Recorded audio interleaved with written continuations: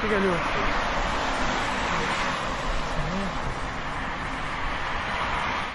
Mjeti inteligjent polis kanë thënë për matën e shpejtësisë, kemi dislokuar në aksin rrugor në rrugën interurbane kryesore Rrogozhin-Lepa.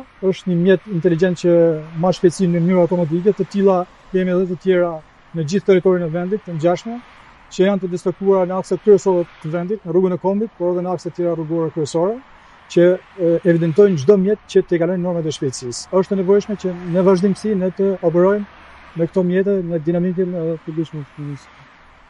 Siguria rrugore ngjelet një përparësi e policisë së shtetit, siç e shikoni, ndodhemi me mjetet inteligjente të vendosura në rrugë me qëllim që të bëjmë të mundur evidentimin e të gjithë shkeljeve dhe problematikave që hasim në përditshmërinë tonë. Policia rrugore është e vendosur që të gjithë shkeljet të evidentohen me mjetet inteligjente, me ato të cilat kemi përdorim, siç është poliskan apo dhe mjetet e tjera radar dhe drone. Gjitha këto mjete inteligjente që ne kemi në përdorim do të bëjnë të mundur që të ndëshkojmë për të gjithë shkeljet që kryejnë në rrugët kryesore dhe interurbane. Për gjatë kësaj jave, mjetet inteligjente kanë vendosur 1100 masa administrative për shkelje të tejkalimit të shpejtësisë, ku këto tejkalim shpejtësie varionin deri në 230 km/h gjatë këtij viti.